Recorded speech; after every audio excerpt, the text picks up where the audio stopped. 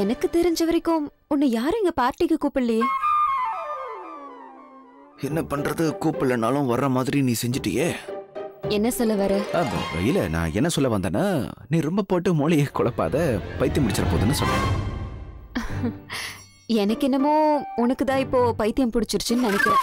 அப்படியே சொல்ற? நான் எங்க போனாலும் என் பின்னாடி சுத்தி சுத்தி வரியே. நான் எங்க இருக்கனோ அங்கெல்லாம் வந்துடுற. நேத்து என் பின்னாடி வந்த, இன்னைக்கு இங்க வந்திருக்க. என்ன விஷயம்? என்ன வேணும் உனக்கு? என்ன என்ன என்ன விஷயம்? என்ன விஷயம்? ஒண்ணும் இல்லையே, நீ ஏதோ பிரமையில இருக்க, அதான் விஷயம். நான் அங்கிளை பார்க்க வந்திருக்கேன், அதான் விஷயம். புரியுதா? அவர் எப்படி இருக்காரு, அவர் உடல்நிலை எப்படி இருக்குன்னு பார்க்க வந்தேன். ஓகே.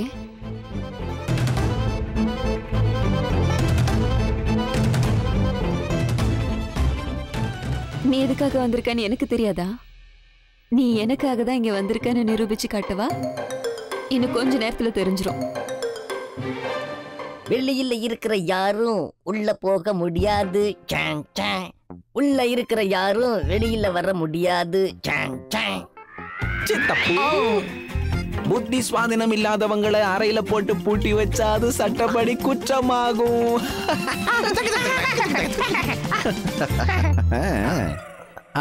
இங்க பாரு, டிடி கொடுத்த வேலையை தான் நான் கண்ணும் கருத்துமா பண்ணிட்டு இருக்கேன். என்ன நீ தொந்தரவு பண்ணாத. என்னோட வேலையில நீ குறுக்க வராத. டிடி கோச்சுப்பாங்க, புரியுதா? டிடி கோச்சுப்பாங்களோ இல்லையோ, ஆனா இந்த விஷயம் வெளியில தெரிஞ்சா கண்டிப்பா போலீஸ் கோச்சுப்பாங்க.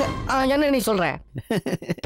அதாவது எனக்கு என்ன தோணுதுன்னா, அங்கிள ரூமுக்குள்ள பூட்டி வச்சு வச்சு அவரே இந்த வீட்டை விட்டு ஓடுறதுக்காக நீங்க ட்ரை பண்ணிட்டு இருக்கீங்க. ஆனா அதை நான் செய்யறதுக்கு கண்டிப்பா விட மாட்டேன். அதெல்லாம் இல்ல.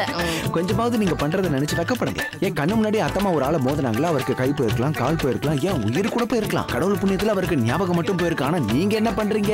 அவரை உள்ள வச்சு பூட்டி கொடுமைப்படுத்துறீங்க. இது ரொம்ப தப்பு. தப்பு இல்ல. போலீஸ்க்கு தெரிஞ்சிருச்சுன்னா என்ன ஆகும் தெரியுமா? என்ன ஆகும்? என்ன வேணாலும் நடக்கலாம். போலீஸ் எப்பவுமே தப்பு பண்றவங்களை பிடிக்கிறதுக்கு தேடிக்கிட்டே இருக்கும்.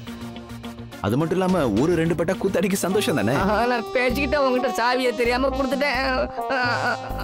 குடு, என்கிட்ட குடு. விளையாடாதப்பா. உங்க மாஜி மாப்பிள்ளையோடைய பேச்சை கேட்டு நீங்க இப்ப ரொம்ப நல்ல காரியம் பண்ணிருக்கீங்க. இல்லனா போலீஸ் உங்களை பிடிச்சு 4 தட்டு தட்டி உங்களை உள்ள தூக்கி போட்டிருப்பாங்க. நான் ரொம்ப இலகிய மனசுக்காரன்ல.